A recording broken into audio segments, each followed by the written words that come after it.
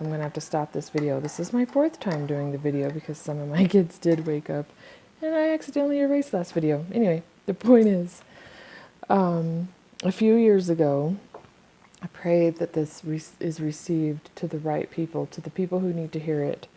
A few years ago, God showed me to read 1 Kings 22, and I didn't know what it was about. I didn't know what it applied to. It was about Micah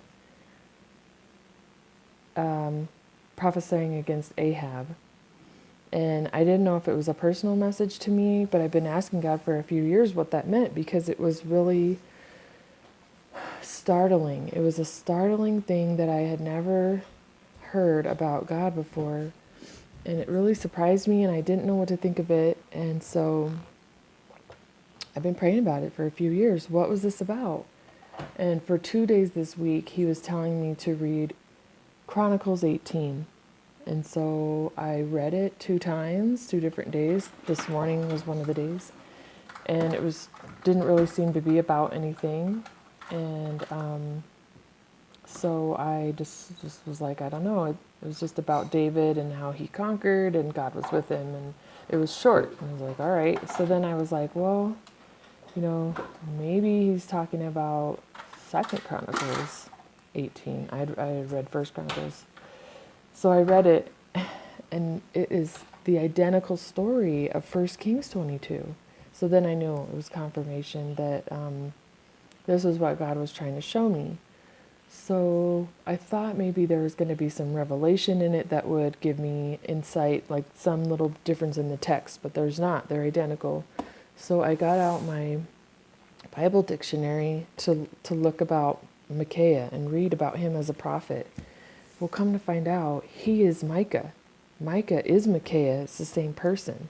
And there was lots of details and history about him, so I thought, well, I should probably read the book of Micah.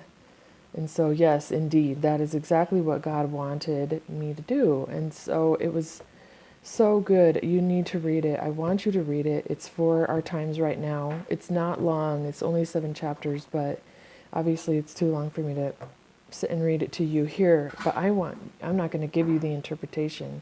I want you to pray and hear from God yourself and interpret this for yourself. He's speaking about the end times. Micah wrote this book for us right now. And a lot of people think that the Bible is outdated, but if you're someone who hears from God, it is not outdated one bit. The Spirit is the one who breathes life and shows us how this applies. The Bible cannot be understood without the Holy Spirit.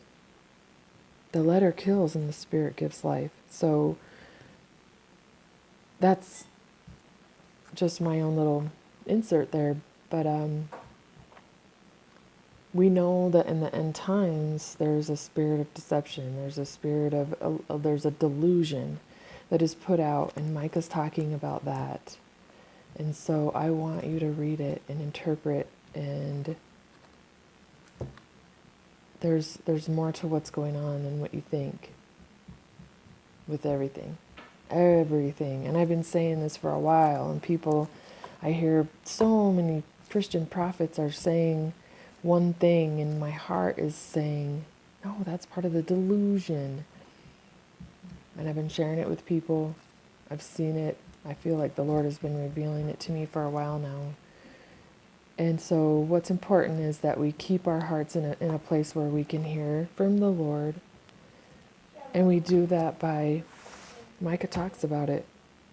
We do that by staying away from sin.